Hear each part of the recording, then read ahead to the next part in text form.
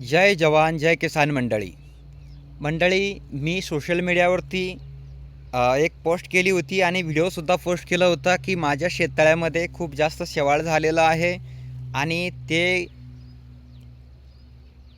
शेततळं शेवाळमुक्त करण्यासाठी काही उपाययोजना असतील तर सुचवा म्हणून. तर बऱ्याच शेतकऱ्यांनी अलग अलग कमेंट केल्या होत्या. कोणी सांगितलं त्यामध्ये जांभळीचे लाकूड टाका, कोणी सांगितलं चुना टाका, कोणी सांगितलं ब्लिचिंग पावडर टाका. परंतु मंडळी, ब्लिचिंग पावडर वगैरे आपण टाकणार होतो, चुना देखील टाकणार होतो, परंतु आपलं जे शेततळं आहे ते मोठ्या आकारमानाचं आहे, म्हणजे 34 बाय 34 मीटरचं आहे आणि त्यामध्ये किती ब्लिचिंग पावडर टाकावे, किती चुना टाकावा याचं जे गणित आहे ते आपल्याला माहीत नाही आणि हे जे काम आहे ते खर्चिक आहे. त्यामध्ये ते किती दिवस काम करेल हे देखील सांगता येत नाही.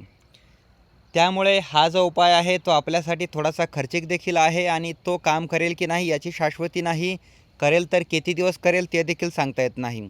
त्यामुळं आपण एक सर्वात सोपा उपाय करणार आहोत, जो म्हणजेच मच्छरदाणीच्या साहाय्याने पूर्ण जे शेवाळ आहे ते शेततळ्याबाहेर ओढून काढणार आहोत. त्यासाठी आपण हे सामान घेतलेलं आहे.